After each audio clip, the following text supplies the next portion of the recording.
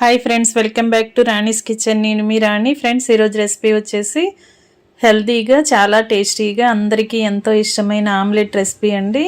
ఆమ్లెట్ని ఎప్పుడూ చేసుకునే ప్రాసెస్తో కాకుండా డిఫరెంట్గా చేసి చూపించబోతున్నాను. ఓట్స్తో ఎగ్ ఆమ్లెట్ అండి, మసాలా ఎగ్ ఆమ్లెట్ చాలా చాలా టేస్టీగా ఉంటుంది. ఇంకా ప్రాసెస్ స్టార్ట్ చేద్దాం. దానికోసం ఒక బౌల్ నిండా ఓట్స్ తీసుకోండి. ఇలా నేను ఒక్క ఎగ్తో ఆమ్లెట్ అనేది చేసి చూపించబోతున్నానండి. అందుకే చిన్న కప్పుతోనే ఓట్స్ అనేవి తీసుకున్నాను. మీరు క్వాంటిటీ అనేవి పెంచుకోవచ్చు. ఓట్స్ తీసుకున్నాం కదా, వాటిని ఇలా మిక్సీ జార్లో వేసుకుని మూత పెట్టుకుని మెత్తని పౌడర్లా గ్రైండ్ చేయండి. ఇలా సన్న రవ్వలాగా వస్తుందండి. ఈ విధంగా బాగా గ్రైండ్ చేయండి. ఇదంతా కూడా ఒక బౌల్లోకి వేసుకోండి. ఇలా వేసుకున్నాం కదా, మనం ఏ కప్పుతో అయితే ఓట్స్ తీసుకున్నామో అదే కప్పుతో ఒక కప్పు పాలు తీసుకుని పోసుకోండి. కాచి చల్లార్చిన పాలైనా పర్లేదు, పచ్చి పాలైనా పర్లేదండి. పాలు ఇష్టం లేని వారు వాటర్తో కూడా వీటిని నానబెట్టుకోవచ్చు. మూత పెట్టి ఒక 10 నిమిషాలు పక్కన పెట్టండి. ఓట్స్ అనేవి పాలను బాగా పీల్చుకుని బ్యాటర్ అనేది గట్టిగా వస్తుంది.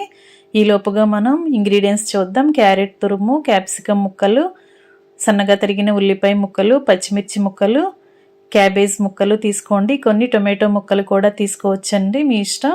అలాగే కరివేపాకు తీసుకుని టేస్ట్కి సరిపడా సాల్టు, ఎగ్స్ తీసుకోండి. నేను ఒక ఎగ్తోనే చేసి చూపించబోతున్నాను. మీరు ఎగ్స్ అనేవి ఎక్కువగా తీసుకుంటే ఇంగ్రీడియంట్స్ని కొన్ని పెంచుకుని వేసుకోండి. ఒక బౌల్ తీసుకుని దానిలోకి ఒక 1/2 టీ స్పూన్ సాల్ట్ వేసుకోండి. ఒక 1/2 టేబుల్ స్పూన్ కారం వేసుకుని చిటికెడు పసుపు, ఒక 1/2 టీ స్పూన్ మిరియాల పొడి వేసుకోండి. 1 టీ స్పూన్ ధనియాల పొడి, 1/2 టీ స్పూన్ జీలకర్ర పొడి వేసుకోండి. ఇలా మనం వేసిన ఇంగ్రీడియంట్స్ అన్నీ కూడా స్పూన్తో బాగా కలపండి.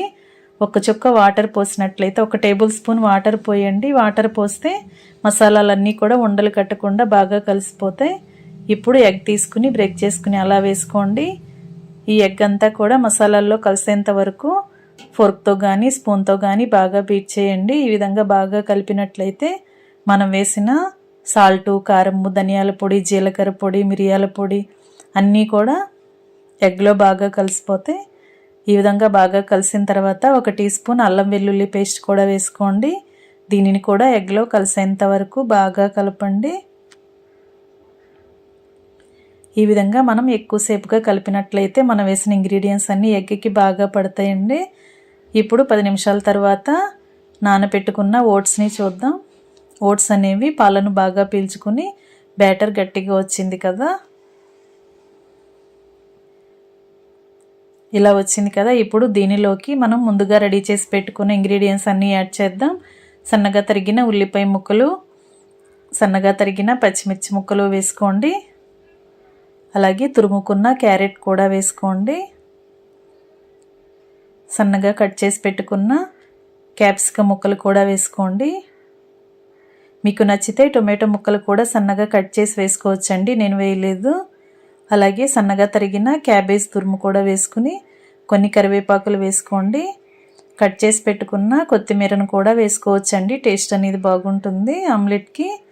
అలాగే దీనిలో టేస్ట్కి సరిపడా సాల్ట్ వేసుకుని మనం వేసిన ఇంగ్రీడియంట్స్ అన్నీ ఓట్స్లో కలిసేంత వరకు బాగా కలపండి. బ్యాటర్ అనేది కొంచెం గట్టిగా ఉన్నట్లయితే మరికొన్ని పాలు పోసుకుని కలుపుకోవచ్చండి. పాలకు బదులుగా వాటర్నైనా యాడ్ చేసుకోవచ్చు. అలా బాగా ఇంగ్రీడియంట్స్ అన్నీ కలిసిన తర్వాత ముందుగా మనం బీట్ చేసి పెట్టుకున్న ఎగ్ మిశ్రమం అంతా కూడా అలా ఓట్స్లో వేసేసుకోండి. ఇదంతా కూడా ఎగ్లో కలిసేంత వరకు బాగా కలపండి. ఇవి రెండు కూడా బాగా కలిసిపోవాలి. మనం యాడ్ చేసుకున్న ఇంగ్రీడియంట్స్ అన్నీ కూడా ఇలా మిక్సింగ్ బౌల్లో బాగా కలపండి. బ్యాటర్ అనేది రెడీ అయ్యింది కదా. స్టవ్ ఆన్ చేసి కళాయి పెట్టుకుని ఒక గరిట ఆయిల్ పోయండి. ఈ ఆయిల్ని పెనం అంతా కూడా స్ప్రెడ్ చేసుకోండి.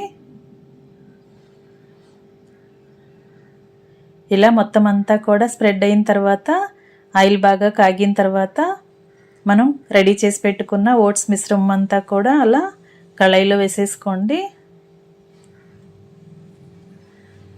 ఇప్పుడు దీనిని పల్చగా ఆమ్లెట్ లాగా కళాయి మొత్తానికి స్ప్రెడ్ చేసుకోండి. ఈ విధంగా పలచగా బ్యాటర్ని కరెక్ట్గా సర్దుకుని మూత పెట్టి లో ఫ్లేమ్లో ఉడికించండి. మూత పెట్టుకుని బాగా మంటని తగ్గించి ఉడికించినట్లయితే మనం వేసిన ఇంగ్రీడియంట్స్ అన్నీ కూడా వెజిటబుల్ పీసెస్ కానీ అన్నీ కూడా బాగా ఉడికి ఆమ్లెట్ అనేది కరెక్ట్గా టేస్టీగా వస్తుంది. ఇలా ఉడికిన తర్వాత ఒకవైపున బాగా ఫ్రై అయిన తర్వాత వెనక వైపు కూడా టర్న్ చేసుకుని రెండు వైపులా కరెక్ట్గా ఫ్రై చేసుకోండి. మూత పెట్టుకుని ఉడికించినట్లయితే బాగా ఉడుకుతుందండి. లోపల వరకు కూడా చక్కగా ఉడుకుతుంది, టేస్టీగా ఉంటుంది. ఇంకా రెండు వైపులా కరెక్ట్గా ఫ్రై అయిన తర్వాత స్టవ్ ఆఫ్ చేసుకుని వేడివేడి ఓట్స్ మసాలా ఎగ్ ఆమ్లెట్ని సర్వ్ చేసుకోవటమే. ఫ్రెండ్స్, ఎప్పుడు ఒకే ప్రాసెస్తో ఎగ్ ఆమ్లెట్ కాకుండా ఇలా వెజిటబుల్స్ కానీ ఓట్స్ కానీ యాడ్ చేసి ఆమ్లెట్ వేసి పిల్లలకి సర్వ్ చేయండి. చాలా చాలా టేస్టీగా ఉండటమే కాకుండా హెల్త్కి చాలా మంచిదండి. మనం వేసిన ఇంగ్రీడియంట్స్ అన్నీ కూడా హెల్దీ రెసిపీస్, హెల్దీ ఐటమ్సే కదా. మీ అందరికీ కూడా రెసిపీ నచ్చినట్లయితే లైక్ చేయండి. మీరు కూడా కుక్ చేసి మీకు ఎలా వచ్చిందో నాతో షేర్ చేసుకోండి. అలాగే ఛానల్ని ఫస్ట్ టైం వాచ్ చేస్తున్న వారు సబ్స్క్రైబ్ చేసుకోండి. కుక్ చేసి పిల్లలకి, పెద్దవాళ్ళకి అందరికీ సర్వ్ చేయండి. మరొక రెసిపీతో మళ్ళీ కలుద్దాం. Thanks for watching. నేను మీ రాణి.